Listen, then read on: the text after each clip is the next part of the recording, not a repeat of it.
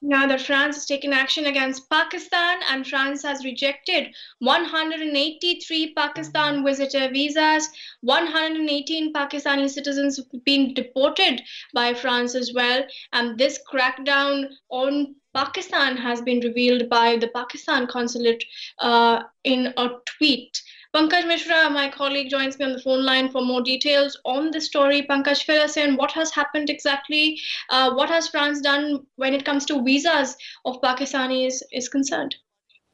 Well, Gauri, this piece of information has just been released by the Pakistani Foreign Ministry through the consulate in France, the Pakistani consulate. And obviously, if we put two and two together, it can easily be seen how Paris is cracking down on Islamabad for its anti-President Macron stand that it has taken for a few days of late.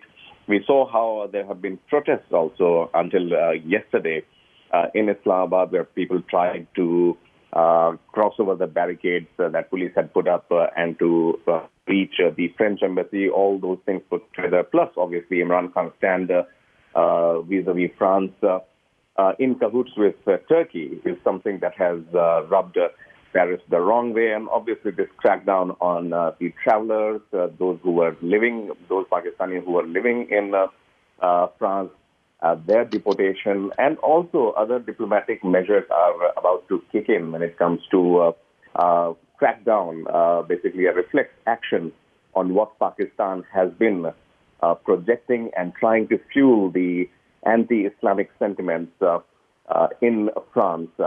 France obviously sees this as a very internal matter. It has all the rights to tackle the situation on its own, but countries like Pakistan and Turkey have been trying to rally support and also fan this fire that France is using as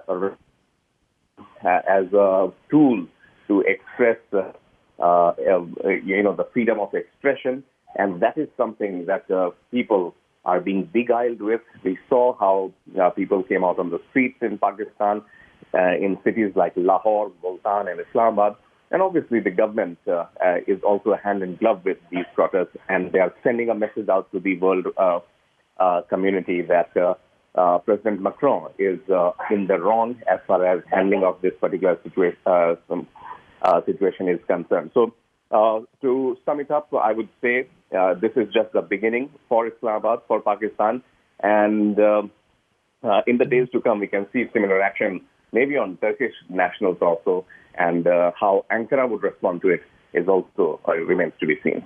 Gauri.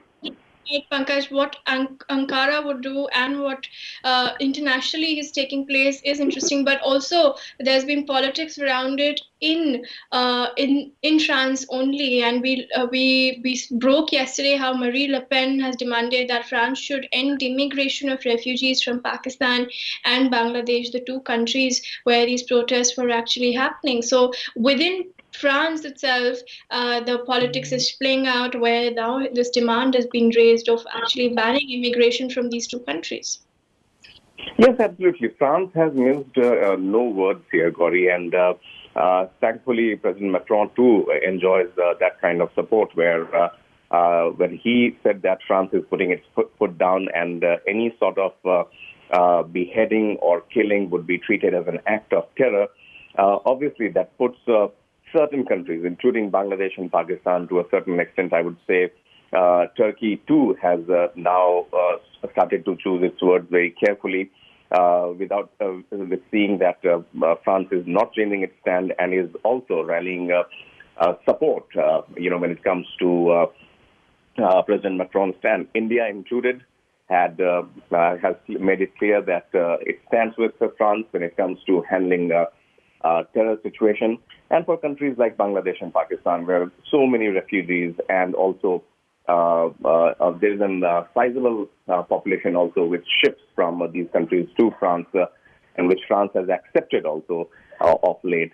But now with the voices coming in from within France, obviously it is pretty much evident that France is not going to take it down lightly, and also choosing to take these terrorist measures head on without paying attention to what certain countries, including.